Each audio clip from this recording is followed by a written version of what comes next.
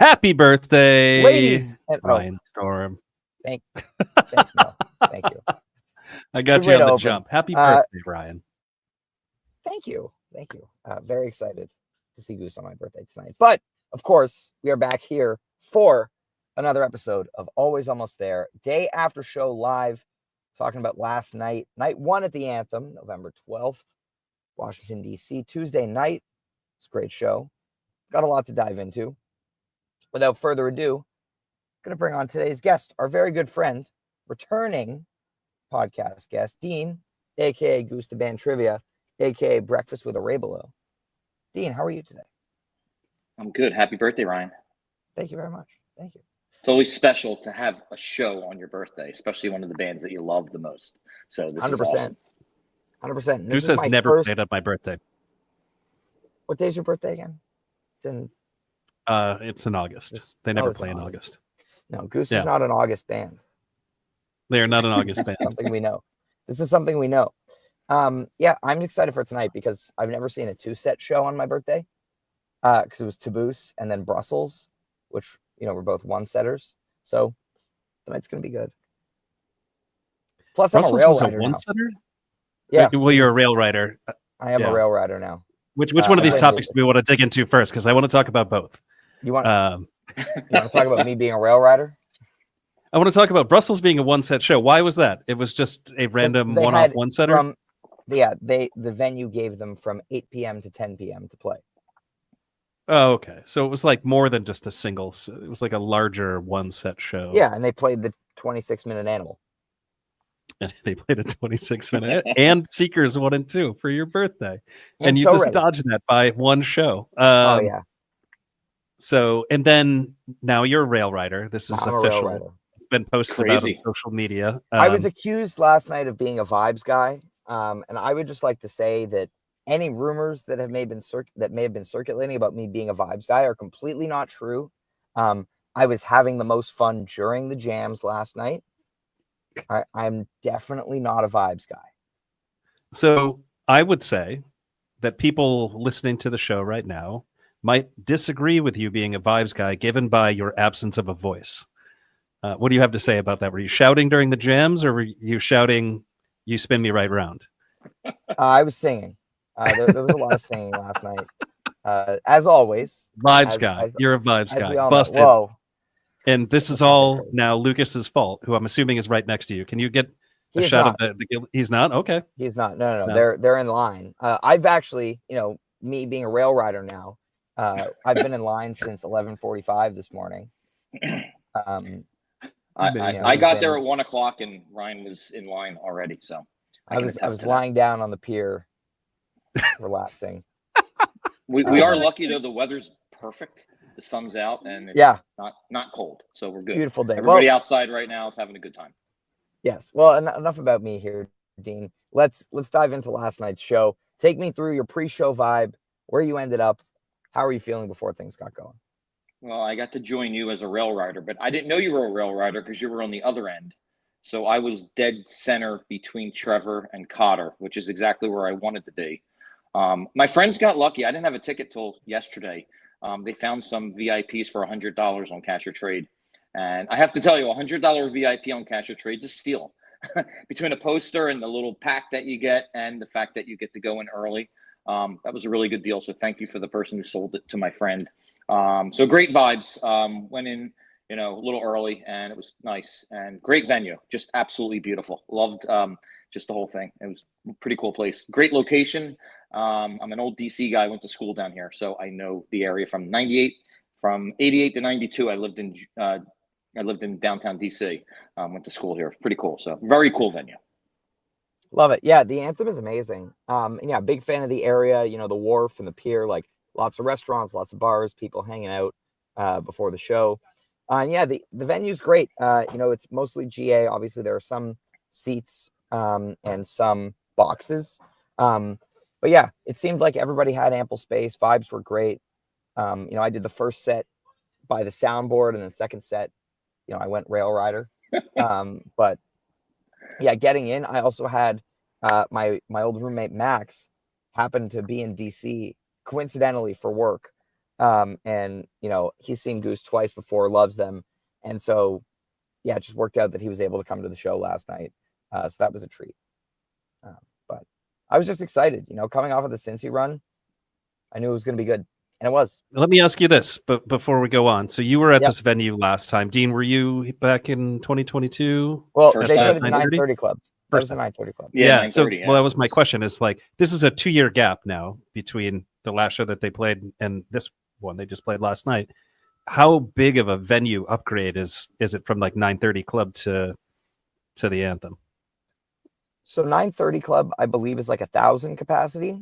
Pretty sure the Anthem is like 6. Right on. And it was Wow. packed. Yeah. So pretty big jump. They played in the area, I guess, for Fairfax, for Taboos. But yeah, no, very, very big jump in venue size. But let's dive into the show here. Dean, you start us off here. First couple of songs: Dr. Darkness, Earthling or Alien, and Seekers. Great start. Nice and simple. Bang, bang, bang. Earthlings was great. Dr. Darkness, I was a little surprised because here I am in front of Trevor, and he actually started the song. And you go back, there was a guy in line, I was talking about it, and Trevor actually started the first few notes, which I didn't really notice if he ever does that before. But it was pretty cool. It's a good opener. There's always something better. Of course, you can complain about that if you wanted to. But Seekers' first set for me is way better than second set. So I really do like it as a first set of songs. You do wonder, though, if are they ever going to separate them? So there's always that gasping moment, kind of like at the end of Creatures. Are you going to get Shama at the end of Seekers 1? Are you going to get something different? Because it's going to happen at some point in time down the road. But great first set. They've actually played it. I think it's been now a string of a handful in a row that it's been first set for Seekers. I believe, if I'm correct, maybe like 5 or 6 in a row. So we're doing well with Seekers placement. Absolutely. I like this early placement for the song.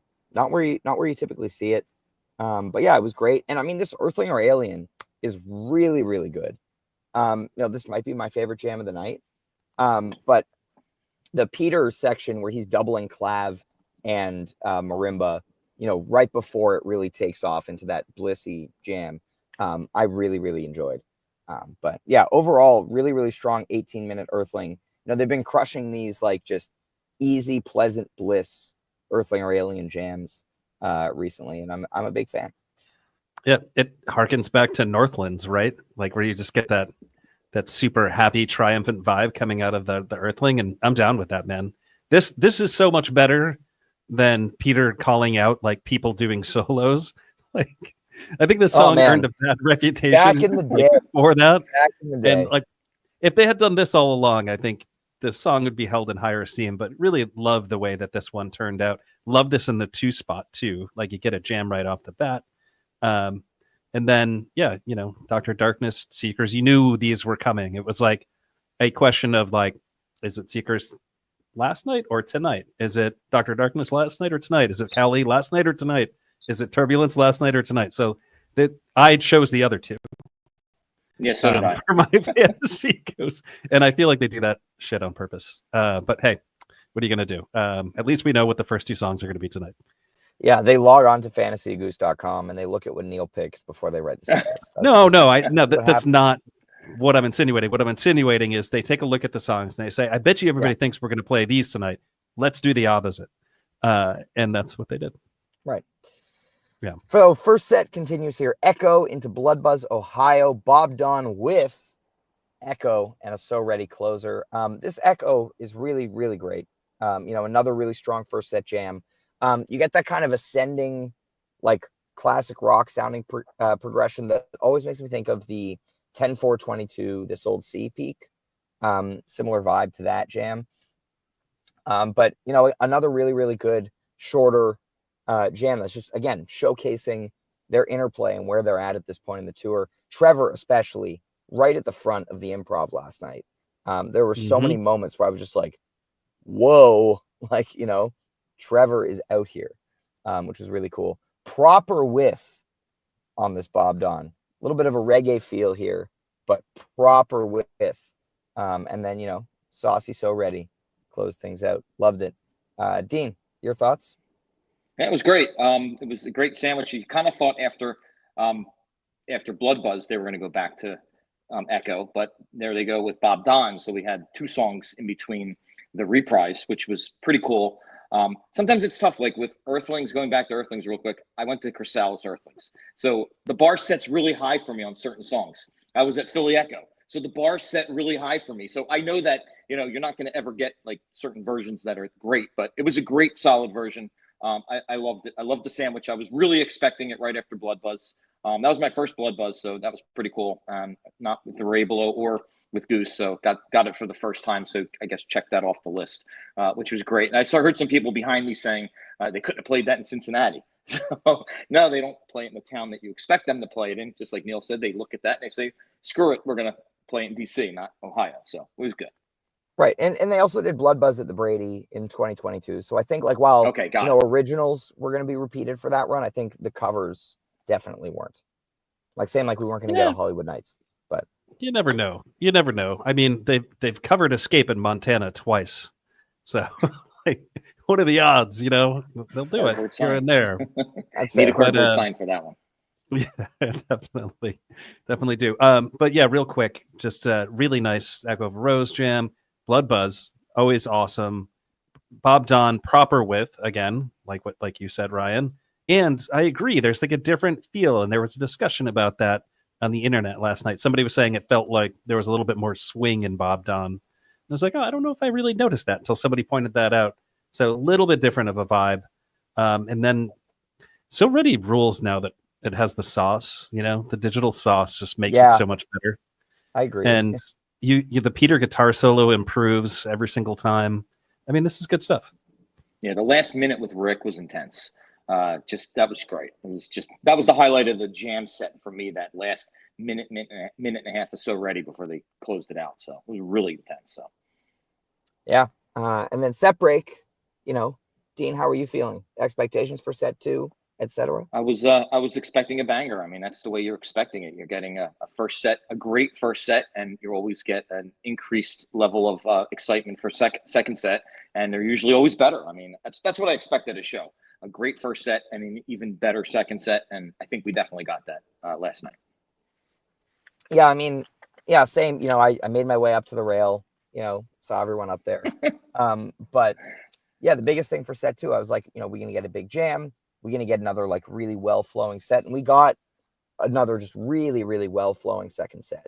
Not a bracket jam in here, I don't think, but really really fun and like enjoyable listen. Like I feel like, Neil, correct me if I'm wrong, like from the couch, this is still a great set.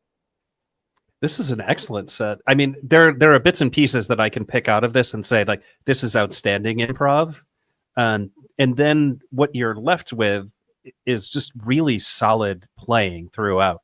So this is like an above average set.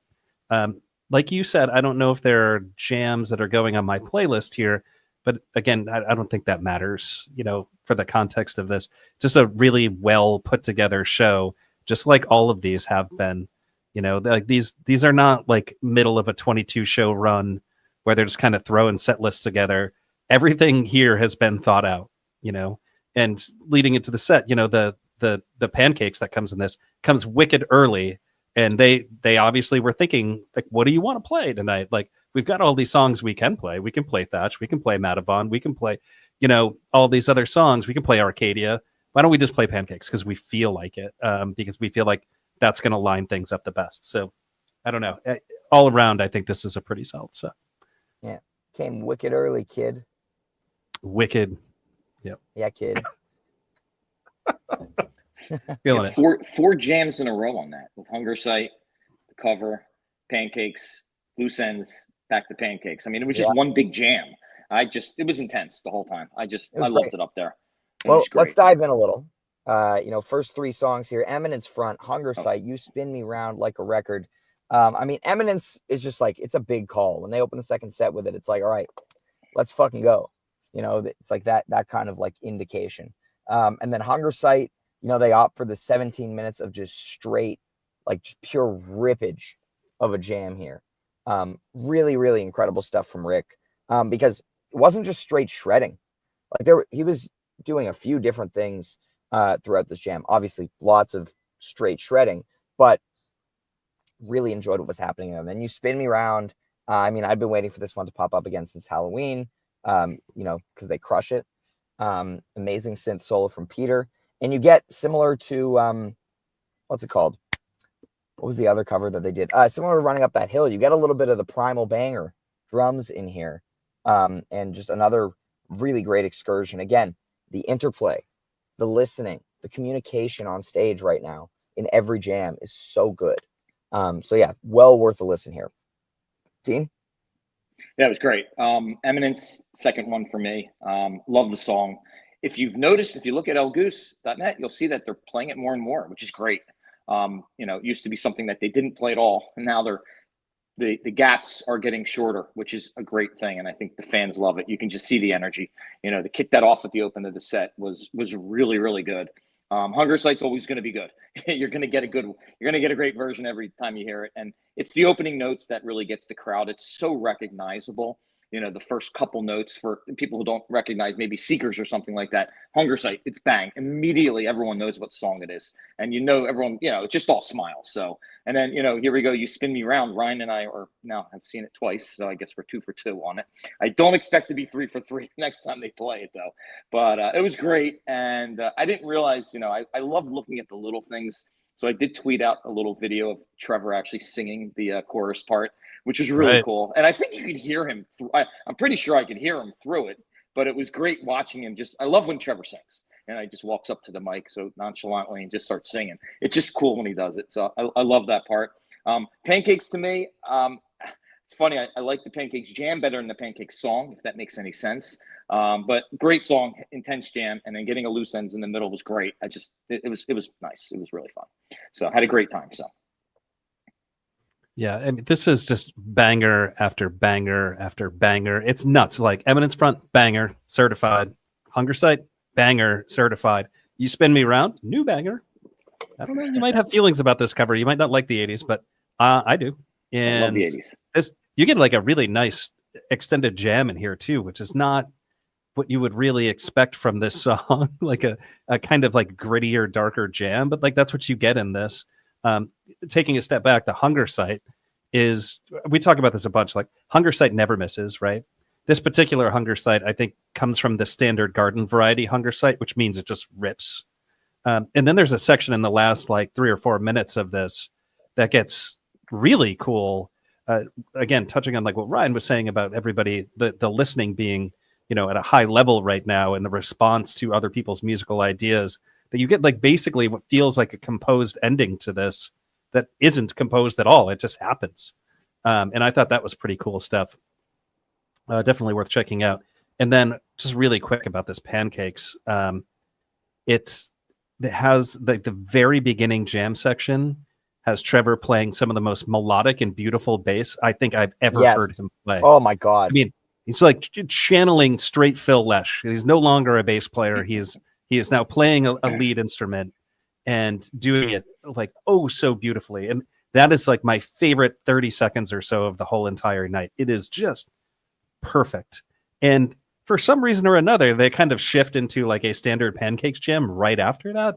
And I was just like, man, let Trevor play. Everybody else just kind of like back him up. There was a stretch there where Rick's just throwing in a note here and there.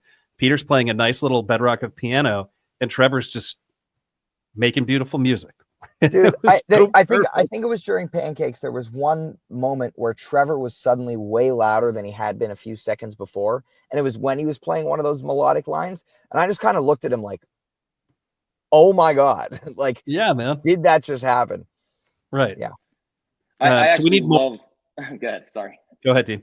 I actually love being in front of Trevor. It's just so intense because you hear him playing the whole time, and you're just dead center. So half the time he's hitting some bass bombs, I guess, and you're just kind of jumping backwards. The guy next to me, my buddy Don's like moving backwards every single time. It's just so intense, just being dead center on Trevor throughout the show. And he sounded great last night. So I don't get the technicalities of music. I just get what I hear through my ears. So my ears, sing to me. And he was awesome last night. So. Hell yeah. And then loose ends for good measure, like I think Rick likes to throw in the loose ends when he's really feeling it. It's like, here we are, we're cruising along in this Pancakes jam. It's fun. Like, let's do a little detour into loose ends for a minute here, which was great. I will say he missed the perfect opportunity to go back in the pancakes right out of loose ends. Like he kind of stopped and then went into pancakes again, which I thought was an interesting call. But you know, it's my third loose ends this year after not having seen it for the first time until June. So well, that tends to happen when you go to every single show, save for a couple. you catch all of the That's things fair. that happen. It turns out, That's fair. Except for Lily's Tiger. Yeah, except for that. Well, hey, you know what they say: the best shows are the shows that Ryan skips. And there's no mathematical data to back that up. Hey, man, did you see Lily's Tiger? Well, it doesn't mean it's the best show. Yeah, well, anyway, other people might disagree with you. So I was expecting the set to be done after pancakes, you know, because I figured curfew was 11:30. And I actually, when pancakes ended, I tweeted the end set from the pod account, which I'm surprised nobody caught. Or if anyone caught it, I'm surprised nobody made fun of me for it. But no, we weren't done. This Old C into Animal to close out the set. And then a standalone Peggy-O encore, which is interesting because they were done at like 11:42. So I'm curious what the deal was with curfew, because I was expecting like, oh, they're going to do Peggy-O and then they're going to do Empress. Because I figured like, you know, curfew is at midnight based on the fact that they were still playing.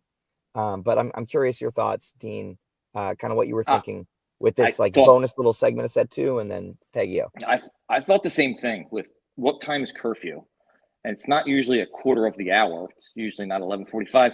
I got a little nervous at the end of Animal that, you know, they ran out of time. I just didn't know, because I'm looking at the clock and I'm like, what's going on here? I will say, though, like, we go back to This Old C, and it's just a heartwarming song. It's awesome. Unfortunately, we got a shorter version of This Old C. We didn't get the new, you know, the new harmonies out of This Old C. And if I could take it back, I would have shortened Animal and lengthened This Old C. Just my only criticism. I'm just more of a This Old C fan than an Animal fan, and could have got a 15-minute This Old C. And we have seen 5-minute Animals, so we could have gotten that. But yeah, I mean, I had no idea what to expect. Ryan, just like you, I was fully expecting Empress. I thought we were getting a double encore. By the time they started singing, I'm like, okay, they're going to go to midnight now. And Peggy-O, and it ended. But I mean, you can't argue with the Peggy-O, which is just fantastic. So 3 guitar Goose on the Peggy-O. 3? Wow, I didn't see theater. What is the 4th? The bass guitar is a guitar, Ryan. Oh, shut the fuck up, Neil. Like, I mean, hey, if we're going to be pedantic, you got to be pedantic about everything. It's 4 guitar Goose. Okay. But 4 guitar Goose, whatever. It was exciting. Jeff was really playing on This Old C. No, but I'm saying, like, it's always nice when I can like hear very audibly what he's doing, and I could hear very audibly what he was doing in This Old C, which I love. I just love the segment of Every Day After Show where you announce that Jeff has played guitar on a song, and you're like, and I actually heard him. It's people don't believe it. People don't believe it. Gotta make people know. They need to actually put the camera on Jeff. They need to put the camera on Jeff while he's playing, so you can actually kind of feel it and hear it. And if they did that and they nailed it right, it would be perfect, and people would actually hear that. But I have to tell you, Jeff on Animal, fantastic. I mean, my God, he's just amazing. Just hearing all the sounds that he's making back there with especially the congas on Animal. He just that was Jeff's best song, I thought, of the night on Animal by far. So for sure. Well, yeah, that's last night. Nice little quick recap here.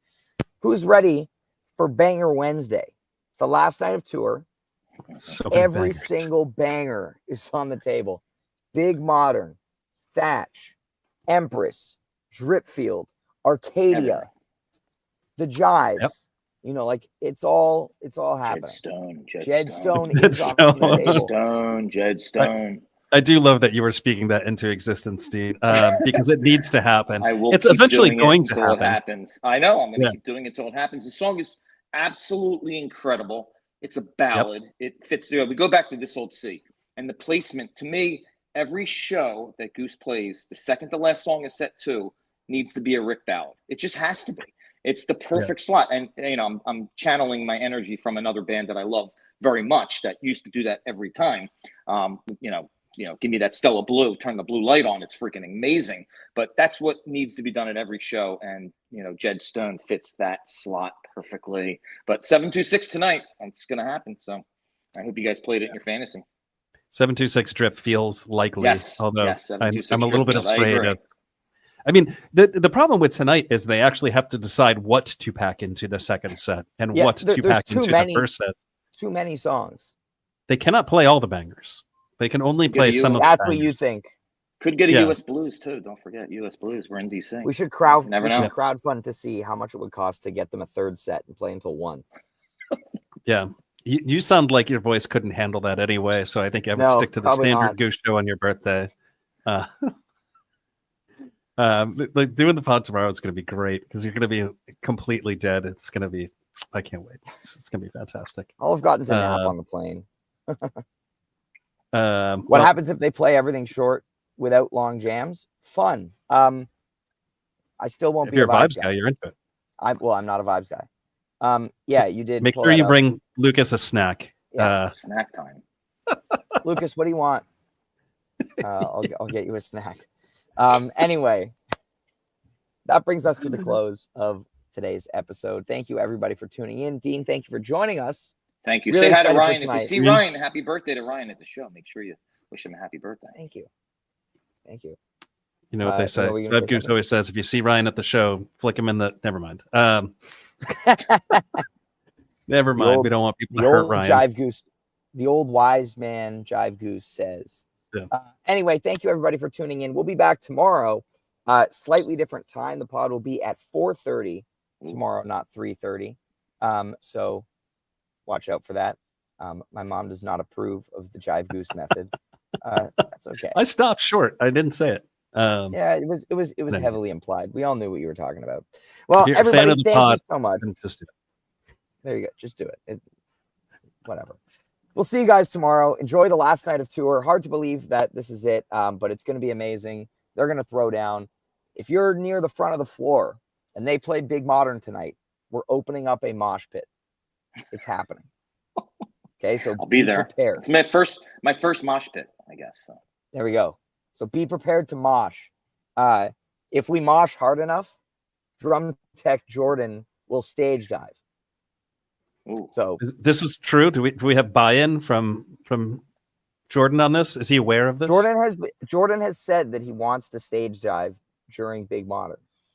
So, and he thinks it's safe to jump in your and Lucas's general direction, and you're not going to let him fall. Has he seen your guys' arms? He's got to jump like 8 to 10 feet. That front area is pretty deep. He's never going to make that jump. No one can make. He looks like a heavy guy too. Like big motion. Big motion. Anyway, Miz, everybody enjoyed the show tonight, whether you're on the couch or there. Hope to see you there. It's going to be a blast. Dean, I'll see you soon. We will see you tomorrow. Thanks for watching. Goodbye.